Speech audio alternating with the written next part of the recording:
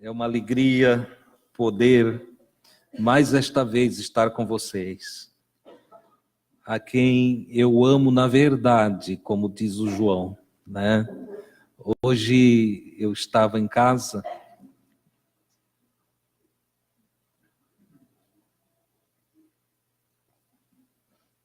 O frio resseca, né? Eu estava em casa e lembrando de todo o tempo que Deus tem nos dado juntos, e desde o nosso início até aqui, os irmãos que vieram e os irmãos que se foram, os irmãos que vieram e ficaram. E eu estava assim orando por cada um e louvando a Deus pela vida de todos, dos que se foram, dos que vieram e ficaram, dos que foram e voltaram, né? Alguns só foram nos entender depois de 2, 3 vezes de ir e voltar. E eu, sondando, examinando meu coração, como diz a Escritura, que a Escritura diz para a gente examinar a nós mesmos. Eu fiquei buscando assim, ver se em algum momento se foram por minha culpa. Para ver se então eu tivesse que ir lá buscá-los. Mas, com toda sinceridade, concluí que não fiz nada para que alguém saísse daqui. Só servi o Evangelho, servi a verdade que carrego no meu coração. É claro que a verdade, no nível que o irmão Adilson a encontrou, difere da verdade relativa a alguns que estão aqui. Né? Assim como alguns que participam conosco têm conhecimentos em áreas que o irmão Adilson não conhece nada. Né? Estou olhando o Cláudio trabalha com máquinas. Se colocar eu para arrumar uma máquina, coitado do homem que contratar. Vai ter 2 trabalhos. Chamar e mandar embora. Né? Porque eu não é uma verdade que é uma realidade, um conhecimento que o Cláudio tem que eu não tenho. Né? E aqui tem outras áreas, nas diversas áreas de atuação dos irmãos. Mas naquelas áreas que nós conhecemos, todos nós conhecemos. Por exemplo, todos que estão aqui conhecem Jesus. Eu não consigo acreditar ou admitir que tenha alguém entre nós que não saiba a história de Jesus, a proposta de Jesus, né? O propósito da sua vinda. São coisas elementares que todos sabem, todos sabemos. Só que alguns de nós têm experiência com Jesus que outros não têm. Não é verdade? E isso vai da intensidade da busca, da perseverança, vai da fome, né? Da sede que cada um tem. Porque alguns têm muita curiosidade, mas pouca fome e sede da justiça. Ser curioso não satisfaz a nossa necessidade de conhecimento de Deus.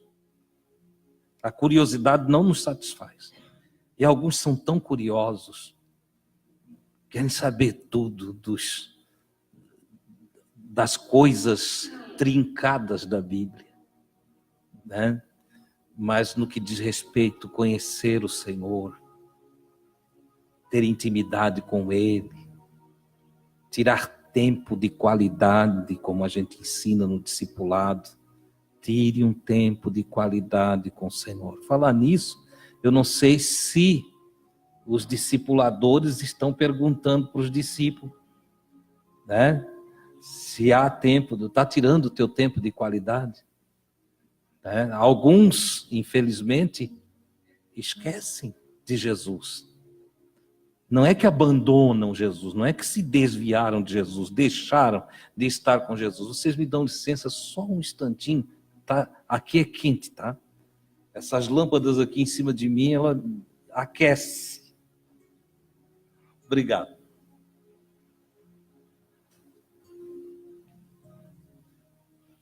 Vocês estão vendo eu com uma correntinha aqui? Não dá? Ó, tem uma correntinha aqui. Ela não é luxo não, tá? Ela é fruto do amor. Né? Ela é fruto do amor. Então, alguém que me ama me deu de presente. E eu louvo a Deus pelo amor dos irmãos. Certo? Então, como eu estava dizendo, conhecer Jesus, ter intimidade com Jesus. Porque tem duas formas de conhecer. A forma histórica, né? O que o outro contou para nós a respeito de Jesus. E a forma íntima, o que eu de fato tenho experimentado em Jesus.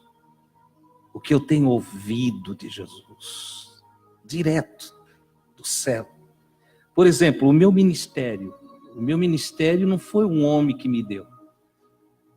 Ninguém derramou um potezinho de óleo na minha cabeça.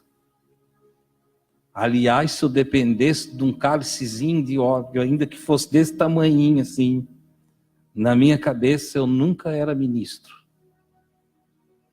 Porque eu fui rejeitado pelos meus irmãos. Né? Meus irmãos de fé. Então eu não ia ganhar óleo na cabeça para ser nada.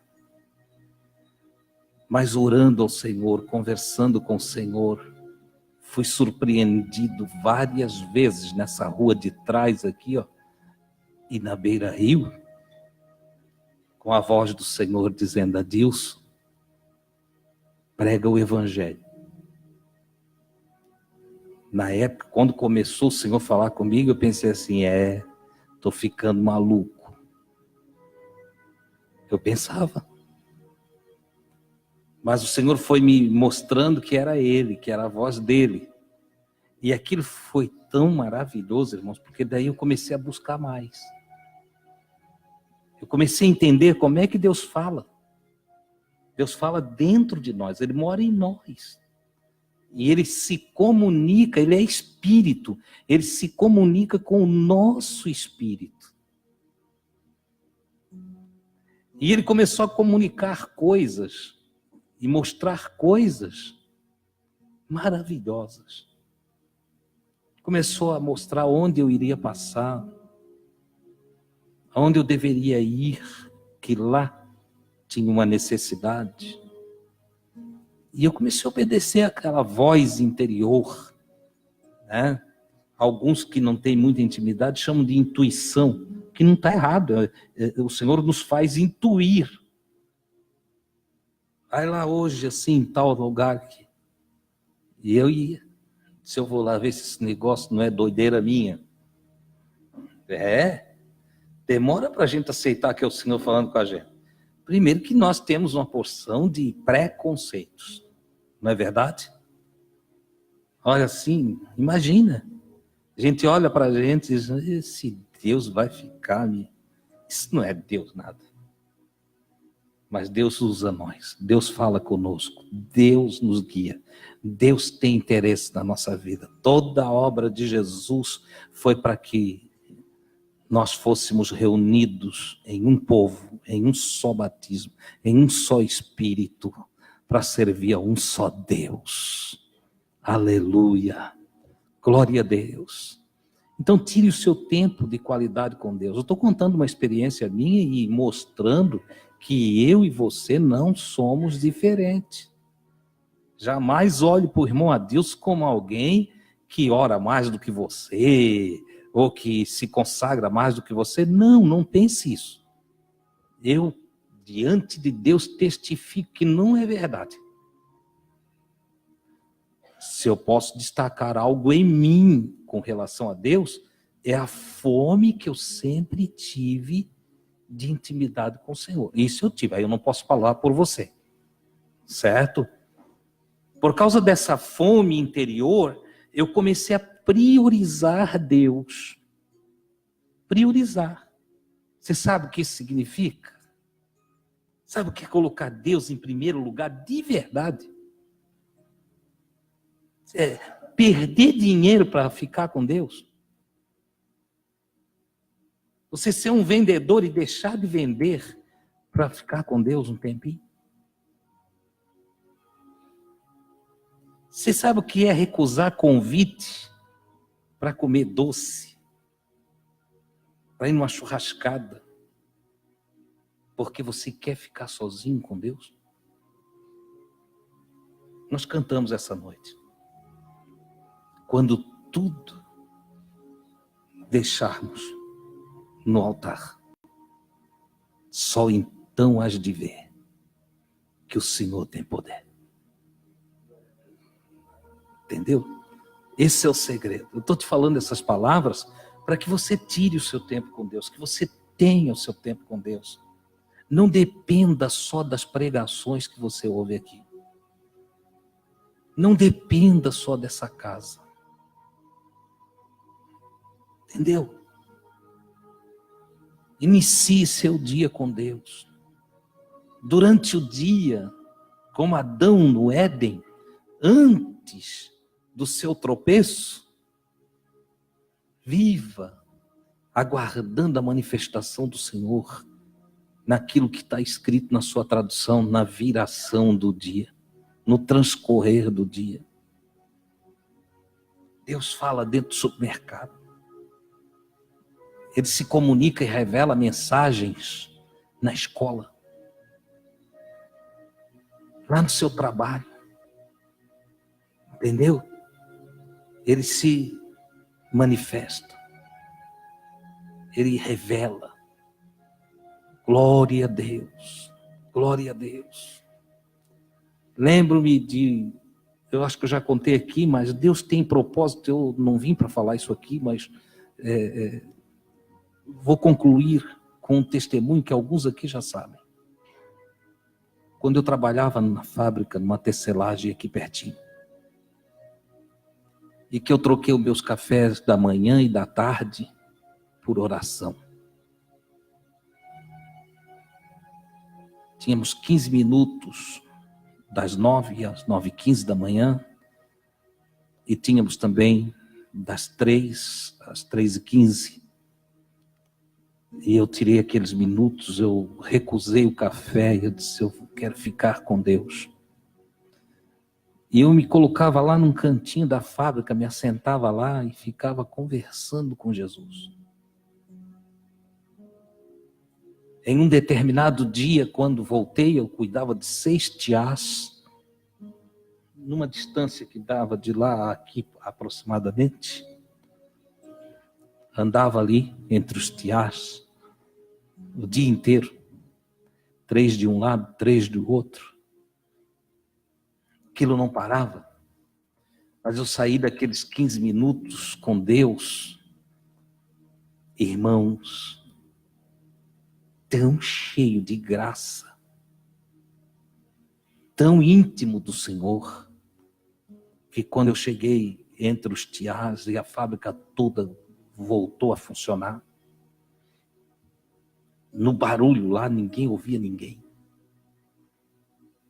De repente, o Senhor levou-me em espírito a um outro lugar, a um templo da Assembleia de Deus.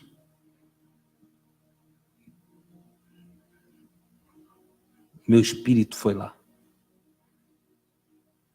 E o Senhor me fez ver uma reunião futura. E me fez participar daquela reunião. Você sabe o que é isso? Você sabe que o tempo Cronos não existe para Deus. Você sabia disso? O tempo Cronos, o cronômetro, não existe para Deus. Deus é o tempo. Deus é o próprio tempo. O eterno é o tempo. E o espaço Cronos, segundos, minutos, horas, dias, meses e anos, ele só existe no mundo matéria. Deus trouxe para esse plano da matéria, para nós. Certo? Mas Deus, para Deus é sempre presente. Para Deus não tem amanhã.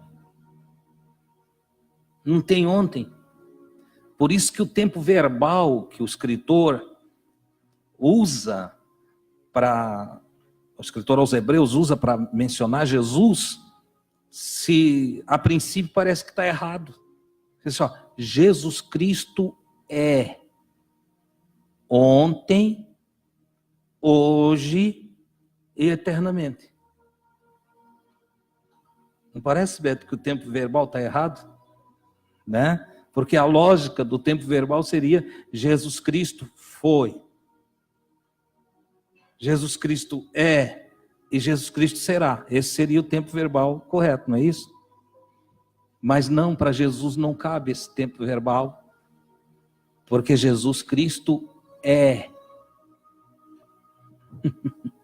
ontem, hoje e sempre. Não tem tempo, é sempre presente. Não tem futuro nem passado para Deus, é sempre presente. E isso ficou muito claro para mim naquela experiência em que o Senhor levou-me àquele templo e eu participei de uma reunião com 15 dias de antecedência. Você sabe o que é essa reunião aqui acontecer antes e cada pessoa está sentada no mesmo lugar lá?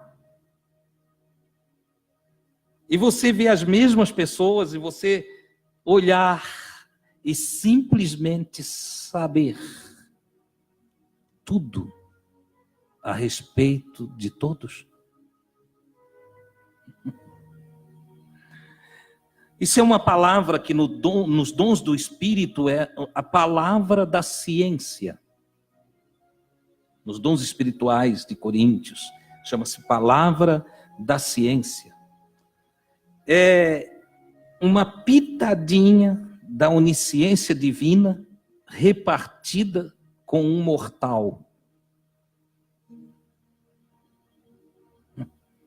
Olha só. Uma pitadinha da onisciência. A gente não fala que Deus é onisciente? E quando a gente fala que Deus é onisciente, a gente diz, ó, Deus sabe tudo que passou, Deus sabe tudo que está acontecendo agora, e Deus sabe tudo que vai acontecer. Porque Ele é presente. Tá tudo na sua ciência. Ele está ciente de tudo, não é pego de surpresa. Agora ele resolve pegar uma gotinha, linguagem figurada, uma gotinha da sua onisciência e dá para um sujeitinho qualquer, assim como eu. Ele dá uma pitadinha assim só, e aquilo faz assim, ó. O olho do entendimento e a consciência, Espírito Divino em nós, vai lá nas dimensões do Todo-Poderoso e uma coisa futura é vista aqui. Não é extraordinário isso? Isso é coisa magnífica. Para quem que Deus tem isso? Com quem Ele quer repartir essas coisas? Qual o homem, a mulher, que Deus quer doar dessas gotinhas de ciência espiritual, de sabedoria do alto, de discernimento no espírito, de palavra profética, de línguas de anjos, de interpretações, de poder divino? Com quem? Com os sedentos e famintos de justiça, com aqueles cuja prioridade é o Senhor, que ousam colocar o Senhor em primeiro lugar. Eu estou te falando essas palavras hoje aqui no Espírito. Busque a Deus. Testemunhei de um acontecimento comigo. Eu fui lá, tá? Naquele templo. E foi a coisa mais linda que já me aconteceu. Porque quando eu coloquei o pé na porta, a primeira coisa que eu fiz, eu olhei para a minha esquerda. E estavam lá as pessoas. E eu olhei para a minha direita e cada uma naquele lugar. Você entende? Eu só estou te dizendo pelo Espírito que Deus sabia que tu ia estar aqui hoje à noite. Ele sabia até a cadeira que tu ia sentar aqui hoje. Ele já sabia. E quero te dizer mais, tu não veio à toa, não. O Senhor trabalhou para te trazer aqui. O Espírito de Deus te guiou até aqui. E você acha que isso é por acaso? Não. Porque Deus tem propósitos na tua vida. Deus tem propósitos na nossa vida. Deus tem coisas maiores e melhores para cada um de nós. Essa é a forma amorosa dele dizer: filho, tu estás entendendo que eu ainda tenho interesse em ti? Filho, filha, tu entendes que eu tenho feito de tudo para atrair a tua atenção? Dá espaço para Deus. Dá espaço para Deus. Dá legalidade para Deus na tua vida. Oh, glória a Deus. Diga para Deus: Deus, eu preciso, eu quero. Eu estou afinzão de ti. Glória a Deus. Deus, eu muitas vezes tenho me ocupado com coisas tão banais. Tenho corrido atrás de coisas tão mundanas. Tenho me desgastado, esgotado as minhas energias com matéria, Senhor. Para melhorar isso, melhorar aquilo, para arrumar isso, arrumar aquilo. E boto toda a minha energia dentro de um contexto que não me melhora, que me consome, que me enfraquece, que me faz chorar, que me aflige. Oh, meu Deus, pelos caminhos que eu tenho andado, Senhor, eu tenho me entristecido, tem me faltado a paz. Eu sou teu servo, eu pertenço a ti, eu faço parte da tua comunidade, mas eu tenho feito escolhas erradas.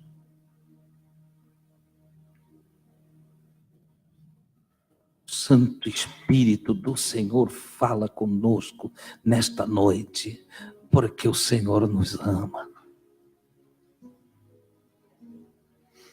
O Senhor diz através do profeta: eu não tenho prazer de ver o homem se inclinando, se curvando na fragilidade do seu ser, como um junco se curva diante da ventania. Não tenho prazer de ver o meu povo afligido, com medo, inseguro, triste. Não. O Senhor diz que Ele quer nos ver alegre, Ele quer nos ver bem, Ele quer nos ver vigorosos, fortes. Daí que o profeta lá no Antigo Testamento já convocou a nação de Israel, que também se perdeu na matéria, que também se perdeu na sua religiosidade, que também se perdeu no seu contexto vicioso de buscar a Deus. E quando no meio de grandes fraquezas, o Senhor precisou animar o seu povo, e o Senhor disse: diga ao fraco, eu sou forte.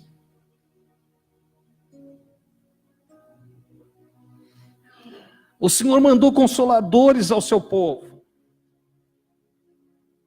Profetas que consolaram o seu povo, que injetaram ânimo, que abriram o entendimento, que trocaram experiências, que trouxeram revelação de Deus. Tudo para atrair o povo para Deus, tudo para chamar o povo para junto do Senhor. Receba essas palavras nessa noite. Nós vamos dar o passo de número 26 com Jesus. Vamos dar mais um passo no aprofundamento do conhecimento de Jesus. Mas antes, faça do Senhor a tua prioridade.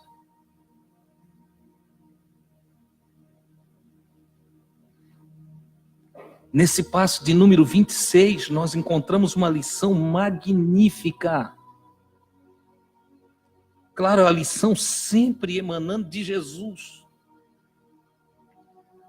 Mas também emana lições daqueles personagens que foram à procura de Jesus.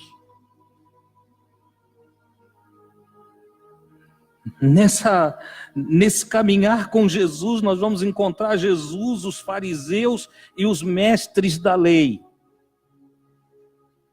Os fariseus aqui, os religiosos, os viciados em culto, os ritualistas, e os mestres da lei, os legalistas. Dois povos cheios de zelo, dois povos cheios de bondade, de boas intenções, mas arruinados porque perderam o foco. É fácil de servir a Deus, irmãos, e perder o foco. É fácil de ficar entre o povo de Deus sem ter Deus. É fácil de fazer parte da comunidade sem participar da intimidade com o Senhor. Nós vamos ver isso nesse episódio de hoje, o passo de número 26 com Jesus. Primeira coisa que acontece nesse passo é que Jesus vai curar um paralítico. Os textos são Mateus 9, 1 a 8. Você vai ter que anotar porque eu vou citar rápido.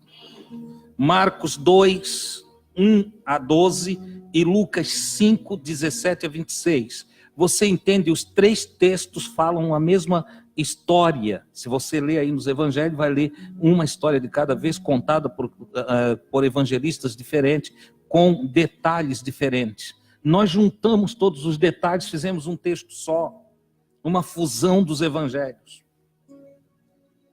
E nessa fusão dos evangelhos, então, os três textos vão ficar um que diz o seguinte: e entrando em um barco. Eu quero lembrar você que no passo de número 25, nós terminamos com Jesus se retirando, porque não dava mais para entrar em Cafarnaum, por causa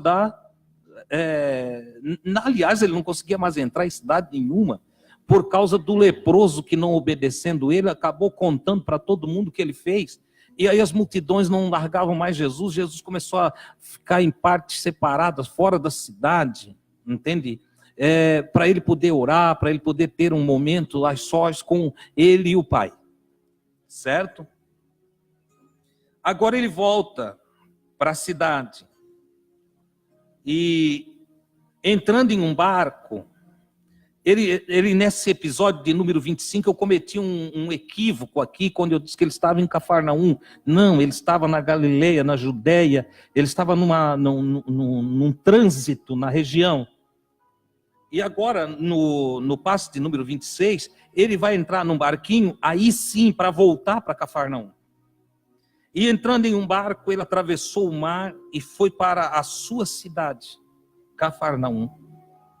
Entrando de novo em Cafarnaum, depois de alguns dias, souberam que ele estava em casa. Ele morava em uma casa em Cafarnaum, lembram? Desde o episódio que ele foi expulso da sinagoga de Nazaré, e aí queriam matar ele lá do despenhadeiro, ele mudou-se de lá, e ele foi para Cafarnaum. Em Cafarnaum, ele tinha uma casa, não uma casa própria, provavelmente uma casinha que ele tenha alugado, ou algum de seus discípulos oculto deixou ele morar. Mas então, era a casinha onde ele tinha o seu cantinho. Tá? Então, eles souberam que ele estava na casa. E certo dia, enquanto ele ensinava, achavam-se ali sentados fariseus e doutores da lei. Como eu disse, religiosos, radicais, tradicionalistas e legalistas, doutores da lei. Legalistas. Legalista é aquele sujeito, está escrito, a lei manda dar pedrada. Sabe tudo da lei. Sabe tudo da lei. Mas não sabe o que é amar. É um problema. Já viu gente que sabe tudo da Bíblia, mas não tem misericórdia de ninguém? Não sabe nada sobre perdão, não sabe nada sobre amor, não sabe nada da essência da lei. Conhece a letra. E é neste sentido que Paulo diz que a letra mata. O Espírito é que vivifica. O que deixa a gente forte e vivificado é o Espírito da lei. É o Espírito da palavra de Deus. Não é letra por letra. É entender o que a letra está dizendo para nós. É entender a mensagem. Tem gente que só pega aquilo que está escrito ali. Por exemplo, entender qualquer mandamento que está do terceiro mandamento em diante, sem entender o mandamento 1 e o mandamento 2, torna o sujeito legalista. Ou faz um radical. Entendeu? Porque perde já o espírito da lei. Nós poderíamos, nesse sentido, dizer que o espírito da lei é o amor.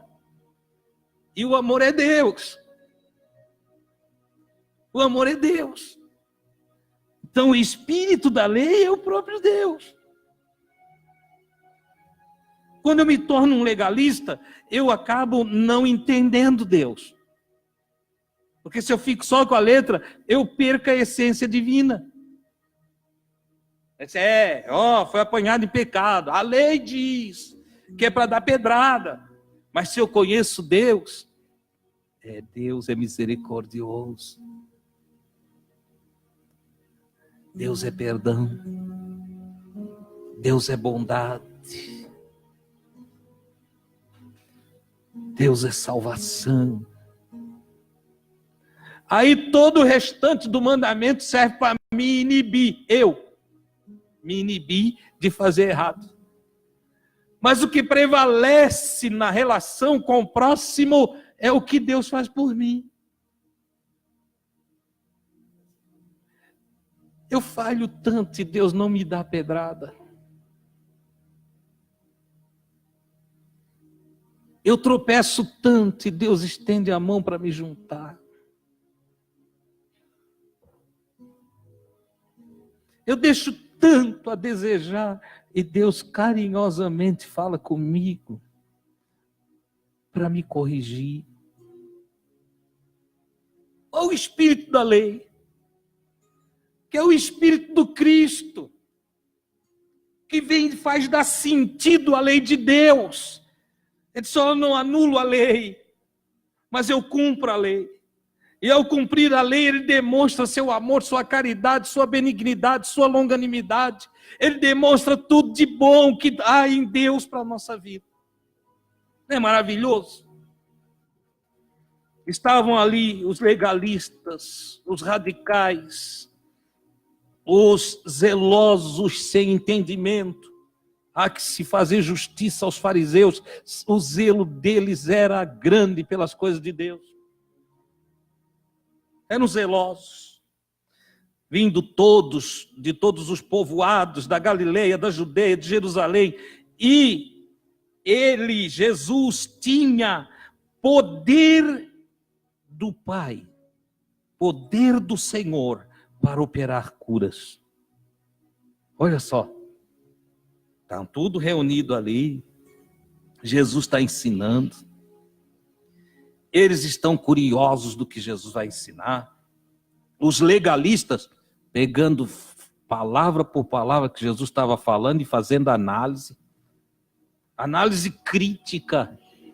Será que ele está falando do mandamento como é mesmo? Vê, tu lembra, está escrito assim mesmo? Análise crítica. Os legalistas. Os fariseus, tradicionalistas, vamos ver se ele não está ensinando alguma coisa fora do contexto da nossa tradição. Porque o radical tradicionalista, ele trabalha no sentido de fazer valer as regras de sua religião. E com isso ele ignora o contexto do ensino de Deus. Jesus mesmo falou isso, que por causa da tradição os fariseus anulavam até mandamento do Senhor. Você sabia disso? Por causa de tradição, tem irmãos aí nas igrejas que anulam o mandamento do amor. Ele deixa de amar para pegar no pé de um e de outro irmão que não está cumprindo algumas ações da igreja. Nós vimos muito disso quando nós estávamos numa igreja mais tradicional e cortou o cabelo, usou bermuda, foi na praia, jogou futebol. Hoje parece absurdo, mas a gente viveu isso. E em todo esse contexto não havia amor. Não havia amor. É o que está acontecendo aqui.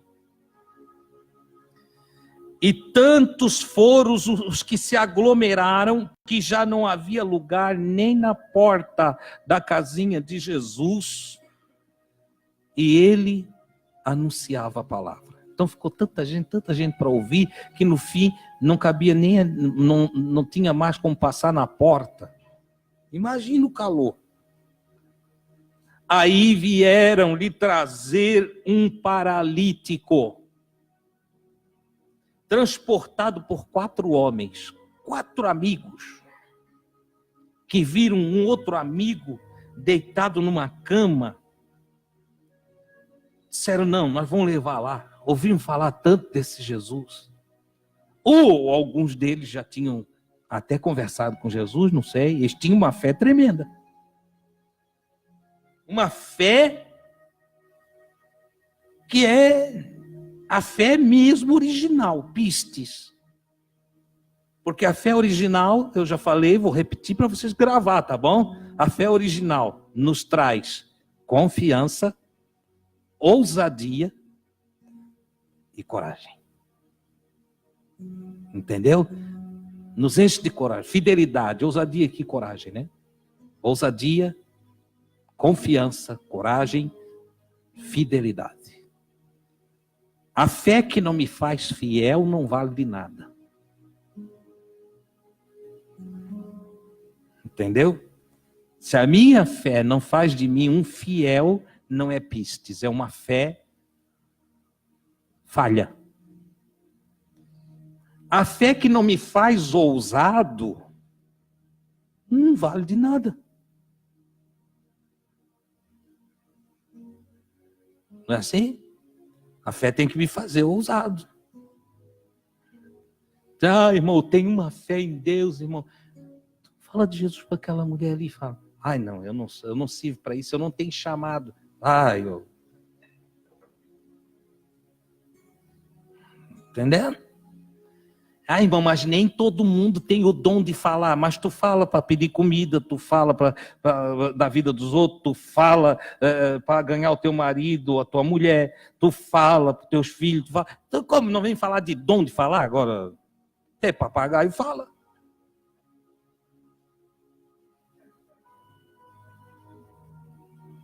Não, meu Deus, mas eu sou tímido. Eu sou tímido. Tu és tímido porque te falta fé. Porque se a tua fé é uma fé verdadeira, tu é ousado. Tu é ousado, tu vais ter ousadia. Amém? Então ele anunciava a palavra. Aí vieram trazer um homem que estava paralítico. E eles queriam levar ele até Jesus, eles queriam colocar o homem perto de Jesus. E como não encontraram um jeito de introduzi-lo através da porta, eles foram lá no telhado, no terraço. As casas dos dias de Jesus normalmente tinham um terracinho. Eles foram pelo terraço, subiram e abriram o telhado. Abriram o telhado na parte que tinha a cobertura lá, que não sabemos se era palha, se era telha de tabinha, não sei. Estava lá, eles conseguiram tirar. Eles abriram um espaço lá. Calcularam onde Jesus, ou deram uma espiadinha primeiro. Não, ele está ali naquele canto ali. Então vamos levar ele mais para ali, vamos descer bem na frente de Jesus. Pronto. E abriram lá um espaço no telhado e, através das telhas, baixaram o leito. Provavelmente uma maca bem rudimentar, né? Aí baixou lá na frente de Jesus. Jesus, olha essa expressão porque ela é interessante. Jesus vendo-lhes a fé. Dá para ver a fé? Como é que a gente vê a fé?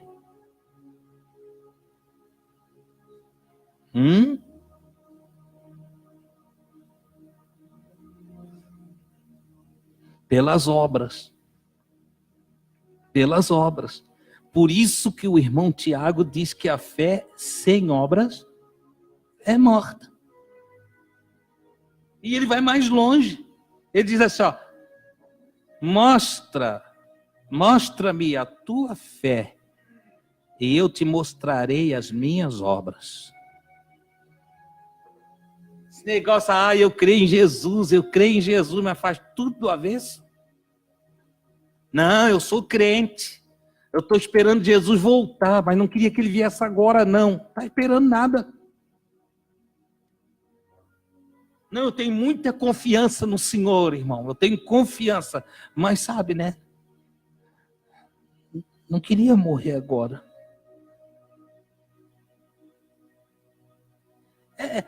Não tem obras. Você entende?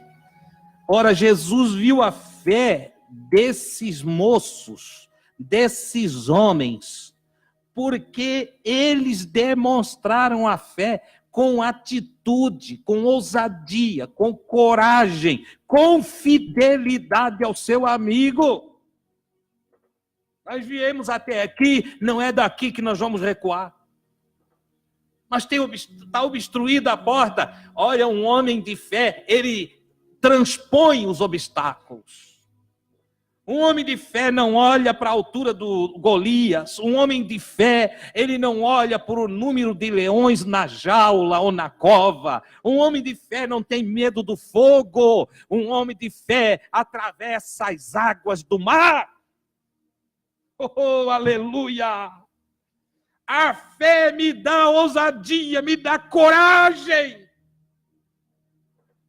E a fé me faz ser fiel, apesar das circunstâncias. Porque tem gente que diz que tem fé enquanto está tudo bem, está empregadinho, está cheio de fé. Testemunha de Jesus para todo mundo. Perdeu o emprego, se acabou o crente. O que vai ser da minha vida? Cai em depressão, em angústias profundas. Meu filho, minha filha, fé me faz confiar apesar das circunstâncias. Oh, glória a Deus, ainda que eu esteja desempregado, ainda que eu esteja doente, ainda que eu esteja passando por uma guerra tremenda contra alguns adversários que se me apresentam, ainda que eu esteja no vale da sombra da morte, o homem de fé vai dizer, não temerei, porque tu estás comigo. Aleluia! O homem, a mulher, cheia de fé, tem a certeza de que Deus não falha e, como consequência, não tem medo do que enfrenta. Viemos para ajudar nosso amigo. Viemos até a casa de Jesus para ver o nosso amigo ser abençoado, liberto. E Jesus viu a sua fé e olhou e disse, tenha ânimo, tenha ânimo. Meu filho, os seus pecados lhes são perdoados. Nem sempre a palavra de Jesus é aquela que a gente quer. Vocês entendem? Jesus não tem compromisso de dar o que eu quero. Ele está comprometido de dar o que eu preciso. Muitas vezes eu estou buscando algo e não é o que eu preciso. Muitas vezes a minha busca é equivocada. E Jesus vai sempre realizar o que eu preciso. O homem precisava de perdão. O homem estava passando por uma atrofia que tinha, na sua essência, começado com alguma coisa do pecado. Sua alma angustiou-se, traumatizou-se, a paralisia chegou. O homem está com um problema interno mais do que os seus amigos pensavam. É possível que seus amigos olhassem a tristeza dele e pensassem, coitado, por causa dessa paralisia está aí, ó. Jesus olhou e disse, coitado, por causa do pecado ele está aí, ó. Olha só. Aí Jesus vai lá na raiz do problema. E a raiz do problema daquele homem era pecado. A raiz de sua tristeza era pecado. Ele estava mais paralítico por dentro do que por fora. O Senhor sabia disso. O Senhor disse, eu vou ter que arrancar a raizinha do problema primeiro, depois ele se conserta sozinho. Quer ver? Aí ele vai lá e arranca aquela ervinha daninha, aquela raizinha de amargura. Entendeu? Ele vai lá e arranca aquela coisa que está perturbando lá dentro. E ele arrancou. Perdoados são os teus pecados. Ao ver isso, alguns legalistas, alguns religiosos, tradicionalistas, radicais, já ficaram todo alvoroçados, porque eles não estão ali para ver milagre, eles estão ali para pegar Jesus em alguma coisa. Tem gente que não vem para aprender, tem gente que não vem para ouvir a verdade, tem gente que diz, eu vou lá ver como é que ele vai falhar hoje. E quando Jesus diz, perdoados são os teus pecados, eles começaram, quem é este que diz blasfêmias? Por que está ele falando assim? Está blasfemando. Quem pode perdoar pecados a não ser Deus? Esse Jesus até ontem deu para escutar ele. Hoje não dá mais. Virou blasfemo. Até ontem ele era uma benção. Até ainda há pouco foi tolerável. Mas agora ele já está dizendo coisa que eu não aceito. Todo radical, todo legalista é exatamente desse jeito. É assim. Esse Adilson, olha, vocês cuidem com ele. Está ensinando heresia. Olha, eu até que eu aceitava, irmão Adilson, mas agora ele está com umas doutrinas aí que é coisa de doido. Eu não aceito. Mas está aqui. Está aqui. Você não acha interessante isso? Não, mas eu venho porque eu quero ver até onde isso vai dar certo. Vai até tu achar que eu estou blasfemando. Vai até tu achar que eu sou do outro. Vai até tu achar que eu sou o anticristo ou o falso profeta. É o que foi com Jesus. Quem é? Que é isso aí? Que é isso aí? Mas Jesus, conhecendo os seus pensamentos, porque ali na frente de Jesus eles não murmuraram, não. Isso era dentro deles. Eles estavam pensando, mas Jesus não tinha uma gotinha. Ele tinha um balde da onisciência do Pai. Ele tinha um balde da onisciência. Ele estava cheio do Espírito Santo, lembram? Que ele começa o ministério cheio do Espírito Santo. E sobre ele, segundo o profeta, repousou os 7 Espíritos de Deus. 7 aí significa plenitude. O xizinho da nossa matemática. É igual a x, é infinito. Não sabemos o resultado. É ilimitado. Na escritura usa o 7 no lugar do x. Os 7 Espíritos de Deus, o infinito de Deus. A plenitude da divindade. Estava sobre ele. E ele lia pensamento. Bobagem ficar pensando para murmurar depois.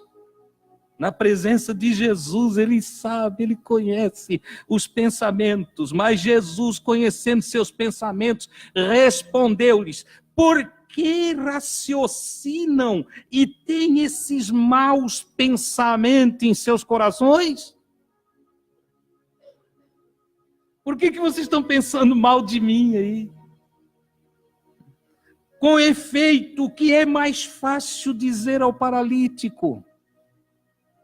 Vocês estão aí pensando mal de mim? Então digam para mim vocês. Diga, mestre da lei. Diga, inteligente. Diga tu aí, religioso. Tu que acha que é muito santo. Diga tu, profeta. Vai lá, diga para mim qual é mais fácil dizer ao paralítico: os seus pecados estão perdoados? Ou dizer: levante-se, tome o seu leito e ande? Qual é mais fácil para vocês? Qual é mais simples? Pois bem, ninguém respondeu não. Ninguém respondeu, ninguém teve coragem de responder. Mas eu creio que eles pensaram: mais fácil é dizer o pecado está perdoado, porque qualquer um pode dizer. Agora dizer levanta e anda, e se o cara não anda? Aí Jesus, tranquilo, maravilhoso. Pois bem, para que saibam que o Filho do Homem... Ei, essa palavra é muito interessante. O Filho do Homem. Qualquer filho de Adão.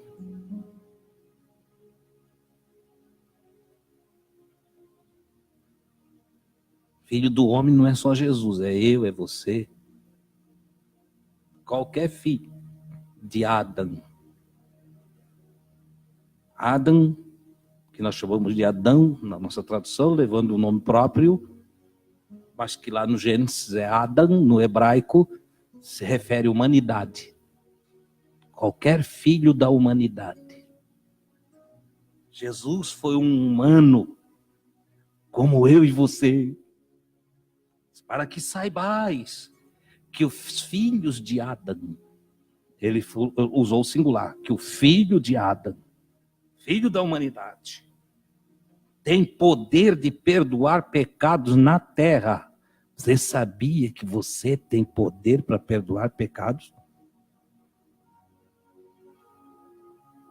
Você é filho de Adão. Ah, irmão Deus, mas esse é um título de Jesus, então leia o livro de Ezequiel e você vai descobrir que Ezequiel é chamado no livro todo de filho do homem. E pega outros textos, quantos você quiser no Antigo Testamento, que o Senhor chama o filho do homem. Filho da humanidade. Vocês têm poder para perdoar pecados. É só você ler João capítulo 20, versículo 21 a 23. Que Jesus, antes de subir, ele falou aos seus discípulos apóstolos. Ele disse, Pai seja convosco, assim como o Pai me enviou, também eu vos envio a vós. E, havendo dito isto, assoprou sobre eles e disse, recebei o Espírito Santo. Aqueles a quem perdoardes os pecados lhes serão perdoados. E aqueles a quem os retiverdes, lhes serão retidos. Para que saibais que o Filho do Homem tem na terra,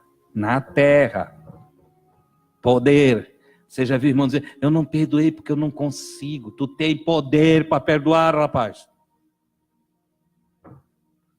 Irmão, mas eu não consegui perdoar, porque tu não quer.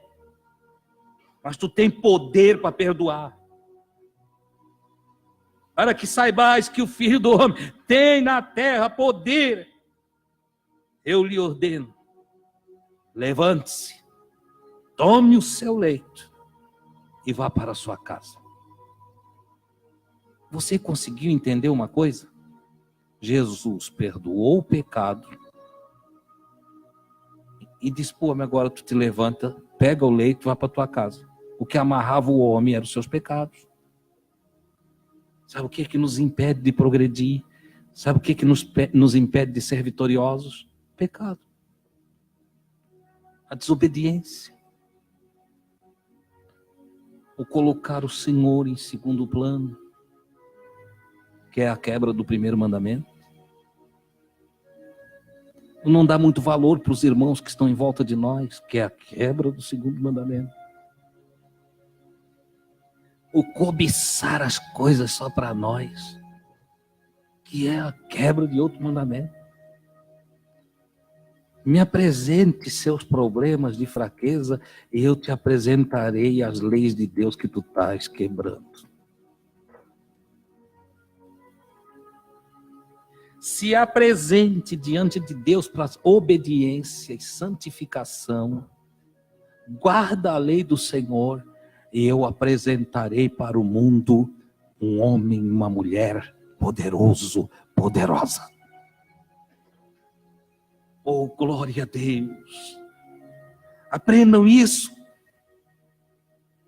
No mesmo instante, o paralítico se levantou diante deles. E imediatamente, carregando o leito, saiu em presença de todos e foi para casa, glorificando a Deus. Foi difícil de entrar, mas foi fácil de sair. Há um homem com uma camilha, uma cama nas costas. Ou, se era uma maca embrulhada por baixo do braço, sai da frente, dá licença. Agora vocês não podem me impedir, eu tenho que andar. Tem um poder me movendo, tem uma graça me envolvendo, tem uma glória sobre a minha vida. Sai da frente. E for saindo todo mundo, deixa o homem passar, deixa o homem passar. Sai da porta, deixa o homem embora. E lá vai o homem, saudável, curado, abençoado, porque teve os seus pecados perdoados e a sua enfermidade curada. De sorte que, vendo o ocorrido, o espanto se apoderou de todos. Ficaram admirados. Houve um misto de admiração com medo. E glorificavam a Deus cheio de temores. Porque diziam: hoje vimos coisas estranhas. Hoje vimos coisas estranhas, espantosas. Nunca vimos coisa igual. Ele perdoou o pecado do homem, mandou o homem andar e o homem andou. Logo ali, nós temos o chamado de Mateus, que também é Levi. Na Bíblia, Levi e Mateus é a mesma pessoa. E a refeição, porque Levi se converte. Eu nunca vi crente fazer isso. O Levi se converteu e a primeira coisa que ele fez foi dar um banquete. Deu um banquete. E olha que não foi uma conversãozinha simples, não. Mateus capítulo 9, versículo 9 a 13, Marcos 2, 13 a 17, Lucas 5, 27 a 32. Os textos se uniram. E tornou a sair para a beira-mar. Cafarnaum era pertinho do mar, cidade do litoral. E toda a multidão ia até ele, e ele os ensinava. Ensinava. Guarda essa palavra. Jesus não fez questão de ser um pregador de eloquência. Ele era eloquente, mas ele não fez questão de ser aquele pregador. Ele era um professor, ele era um mestre. Então, nos evangelhos você vai sempre olhar Jesus se apresentando, falando, orientando como mestre. Mestre. Você já viu como as igrejas atuais fugiram dos mestres? E a busca é por pregadores que promovem muitas coisas, mas que não ensinam. Não ensinam. Citam Bíblia de Gênesis a Apocalipse, mas não ensinam um versículo. Jesus ensinava. Ele ensinava. Depois disso saiu e indo adiante ao passar, viu Jesus um publicano, um judeu que trabalhava para os romanos. E que por causa de sua profissão publicana, ele era cobrador de impostos. E ao trabalhar para Roma, ele tem sobre si o ódio dos judeus, principalmente dos fariseus. Eles os odiavam, desprezavam, discriminavam. Onde é que se viu trabalhar para Roma? É um judeu à toa, é um desviado da igreja, desviado da comunidade, isso não serve para nada. E de tal forma que eles não comiam com um publicano, eles não conviviam com o publicano, não faziam amizade com o publicano. Mas Jesus viu um publicano chamado Levi, o filho de Alfeu, sentado na coletoria de impostos e disse-lhe: siga-me. Jesus está passando e diz: segue-me. Este, levantando-se, deixou tudo e seguiu Jesus. Olha ele colocando Jesus em primeiro lugar. Você teria coragem? Ele encheu-se de fé, de ousadia e de fidelidade a Jesus. Jesus, segue-me. Você vai dizer assim, mas é Jesus, irmão. Deus sabe de uma coisa? Quando Jesus chamou Levi, Jesus era um homem comum como eu, como você.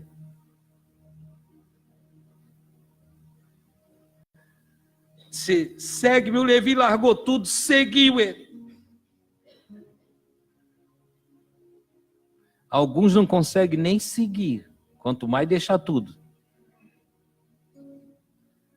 Levi ofereceu-lhe então uma grande festa em sua casa. Isso se deu no dia seguinte. Levi seguiu Jesus. Encostou ali e disse, Jesus, amanhã eu quero dar um banquete lá em casa. Os cobradores de impostos eram ricos. Amanhã eu quero dar um banquete lá. E ele convidou a sua turma, seus amigos, se gente de bem, entre aspas, da religião, né? Dos doutores da lei, não faziam amizade com os publicanos. Quem eram os amigos do Levi? Publicano. Se os santos não fazem amizade, eles, para ter amizade, têm que fazer amizade com pecadores. Não é? Ah, eu não como com pecador. Coitadinho de pecador, fica lá só tendo que comer com pecador. Acontece que chega um mestre em Israel, um rabi diferente, muito doidão. Na época dele, era doido. E ele chega lá e ele quebra todos os tabus. Ele quebra todas as regras, todos os protocolos. E o Levi convidou ele. Aconteceu que estando ele à mesa, porque Levi convida ele para ir nesse banquete também, na casa de Levi, veio numerosa multidão de publicanos, outras pessoas e pecadores, e se assentaram à mesa com Jesus e seus discípulos, pois eram muitos que o seguiam nesse momento. Você entendeu? Agora a casa do Levi tem uma multidão, é gente dentro de casa, gente na rua. Se armou uma tenda lá, tá, e lá do outro lado, sempre espiando. Crente dedo duro. Entende? Aquele crente que não se diverte tem raiva de quem se diverte. Que não faz amizade tem raiva dos amigos da gente. Aquela turminha de fofoqueiro que entra e dobra o joelho, mas não ora, fica olhando por cima da cadeira ou do banco para ver quem entra, quem sai, qual a roupa que veio. Não tem? Estavam lá. No outro lado da rua. Os irmãos mais velhos do pródigo, que não se alegram com o banquete que o pai oferece, mas ficam com raiva. Não come, tem raiva de quem come. Não bebe, tem raiva de quem bebe. Não brinca, tem raiva de quem brinca. Mas aí você convida ele, então vamos fazer o seguinte, não vai ter brincadeira, não vai ter comida, não vai ter nada. Nós vamos jejuar e vamos para a oração. Ele também não vem. Jesus contou uma parábola disso. São como meninos que não sabem o que querem da própria vida. Mas Jesus sabe. Os fariseus e os seus escribas vendo-o, porque não estão participando, só estão lá investigando. Entendeu? Vendo-o comer com os pecadores e os publicanos, murmuravam e perguntaram aos seus discípulos. Murmuravam, Judas. Eu estou citando Judas porque a história diz que o Judas tinha um bom relacionamento com os sacerdotes. Por isso mesmo é que ele é um sujeito que se oferece para entregar Jesus. Ele tinha uma vida dupla. Seguia Jesus, mas não. Ele era um político. Estava sempre em cima do muro, entende? A história conta isso. E Judas, que é isso aí? Porque o seu mestre, o seu pastor, o seu rabi, come com os publicanos e com os pecadores. Que negócio é esse? Olha lá, tomando vinho, comendo carne de porco. Aceito tudo, mas ele tomar cerveja, não. Não, olha, eu falando contigo, olha lá na mão dele. Olha na mão dele. Caipirinha, cara.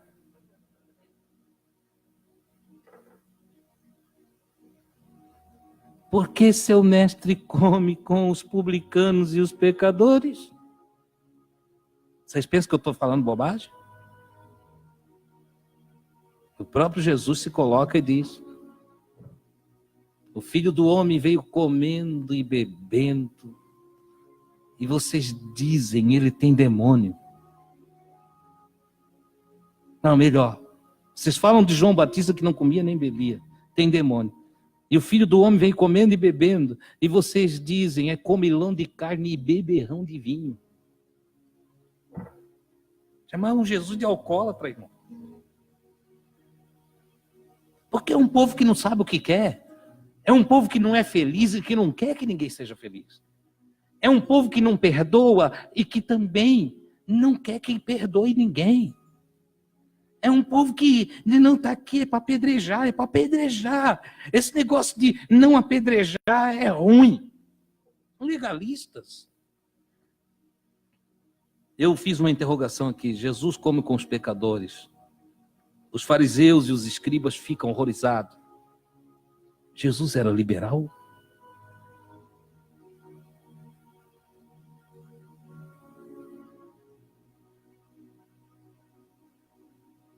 Sim, Jesus era liberal. Jesus não era radical. Jesus não era extremista. Não. Ele era maravilhoso. E é maravilhoso.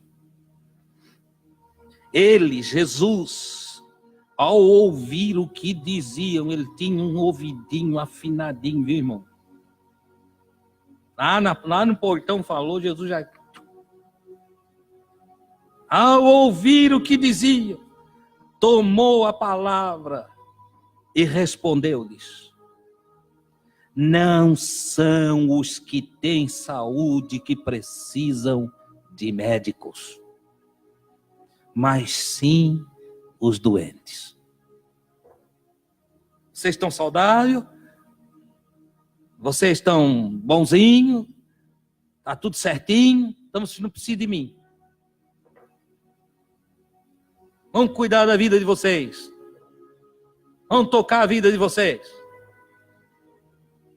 Porque os sãos não precisam de médico. Estava ali o médico das almas. Estava ali o psicólogo por excelência. Estava ali o psiquiatra mais poderoso que já pisou nessa terra. Estava ali o doutor de todas as enfermidades. Oh, glória a Deus, aquele que arrancava as enfermidades. Estava ali o Senhor que conhece os corações. Estava ali o intérprete dos sentimentos. Estava ali presente aquele que era capaz de ter um raio-x sem nunca passar o homem por uma máquina, só no olhar nos olhos. E é ele que disse que os olhos são a lâmpada do corpo. E que se o olhar é bom, está tudo bem lá dentro. Mas se o olhar é ruim, se o olhar é para examinar, está com pecador. Ele bebe. Ele faz isso. Ele faz aquilo. Se o olhar é desse tipo, o cara está doente, o cara está ruim. Ele estava ali e sabia tudo do homem. Ele diz, não são os que estão com saúde, que precisam de médico. Vocês se acham importantes, bons, capazes, vocês se acham excelentes. Vocês acham que já alcançaram tudo que tinha que alcançar? Fique aí na de vocês. Agora não me impeça de ajudar quem precisa. Não me impeça de abraçar o que precisa ser abraçado, de levantar o que precisa ser levantado.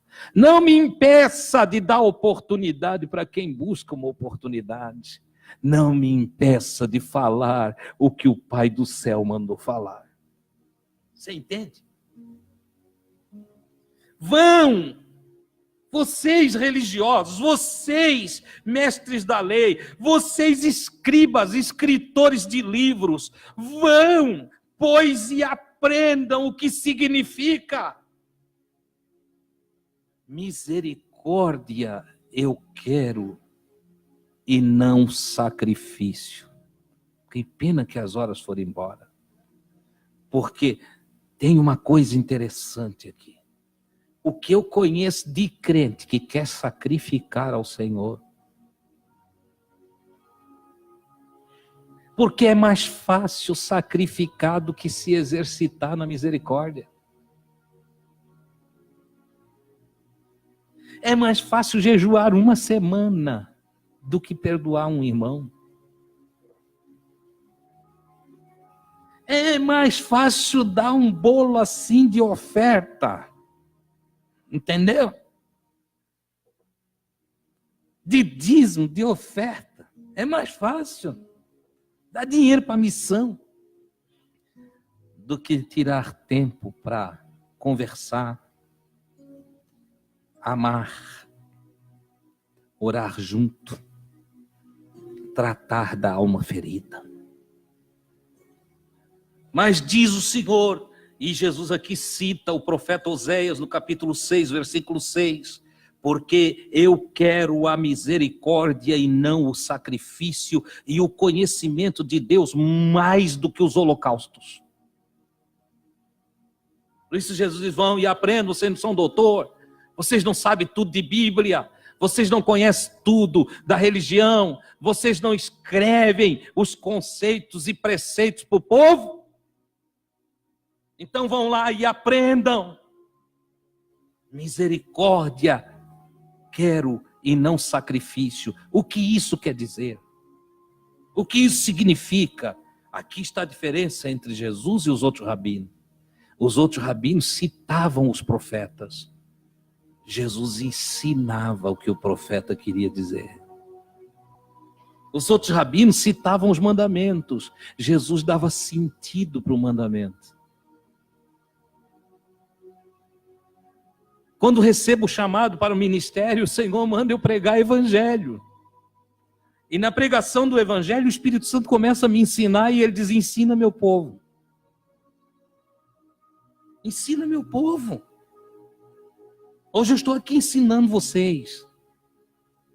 Deus não se importa com os sacrifícios. Quer saber? Deus não gosta de holocaustos. Deus não gosta de sacrifícios. O sacrifício dói, martiriza. O sacrifício machuca. O sacrifício faz com que nós tenhamos tristezas. O sacrifício normalmente é feito em meio a terrores e medo. Mas o exercício da misericórdia alegra. O exercício da misericórdia é feito com prazer. É feito com amor, é feito com alegria. É leve. Quando Jesus fala de um jugo suave, de um fardo leve, ele está tirando os sacrifícios e está trazendo o sentido real das palavras de Deus. Ame, abrace, ajude, reparta o pão. Jejue diferente, jejue repartindo. Jejue chamando para comer junto. Com efeito, eu não vim chamar os justos, mas os pecadores ao arrependimento. Quando eu entendi isso aqui, a minha vida mudou completamente. Deus não quer uma congregação de justos aqui, reunido aqui. Ele quer que eu e você diga para os injustos, venha cá ouvir uma coisa legal.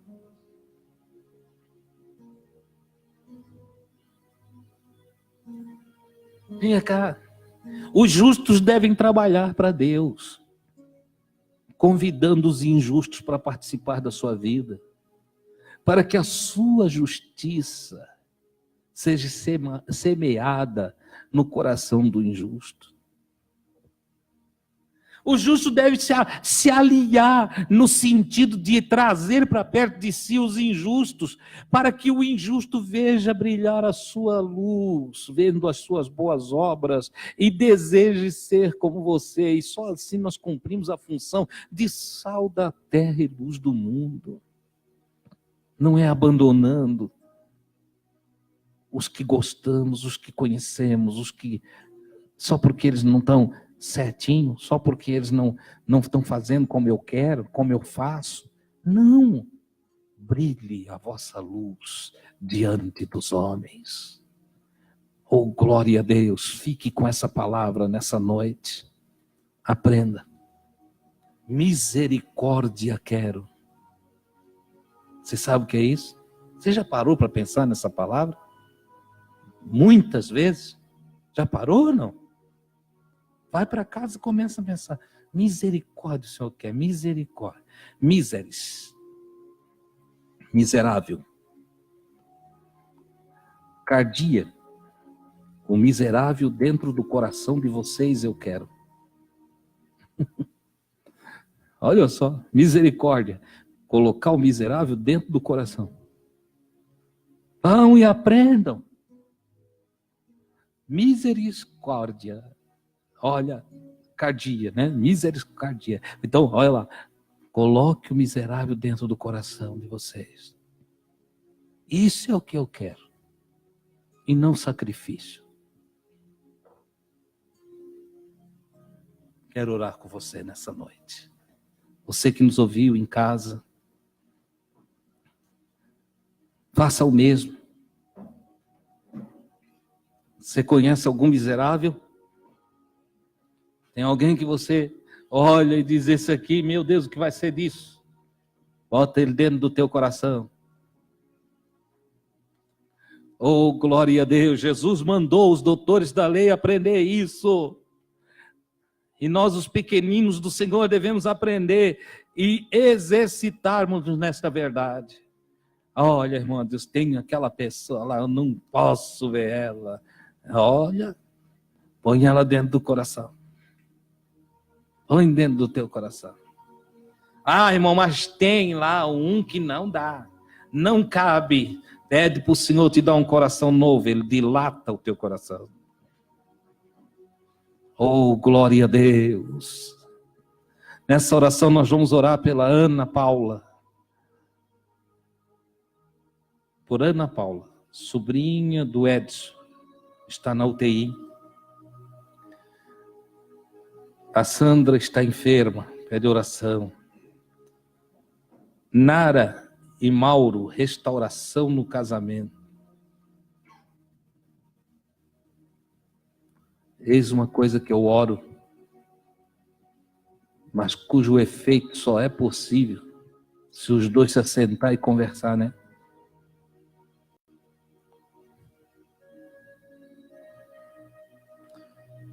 Lete Silva pede oração porque está deprimida. Vamos orar por essas pessoas.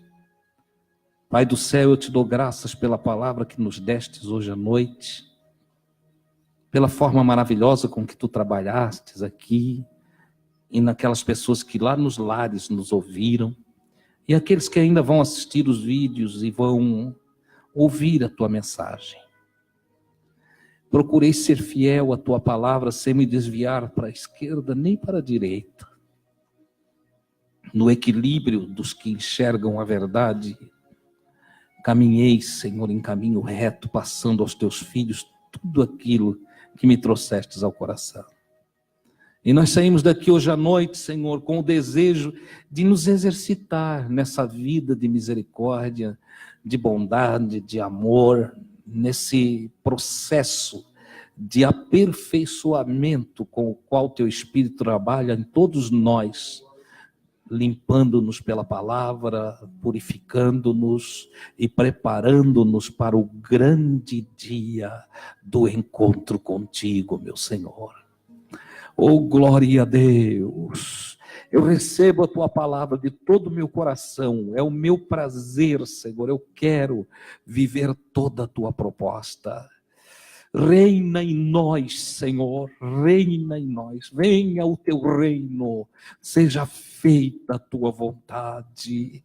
Oh, glória a Deus, que o teu nome seja bendito, glorificado no nosso viver. Que todos nós, Senhor, possamos mergulhar cada dia mais nas profundezas do Senhor, do seu querer, da sua vontade, que adquiramos conhecimento, sabedoria, ciência espiritual, Senhor, e sabedoria do céu para uma vida reta, que glorifique o teu nome aqui na terra. Pai Santo, eu também oro pelos irmãos que estão enfermos, os irmãos que estão passando por dificuldades com relação ao seu corpo físico.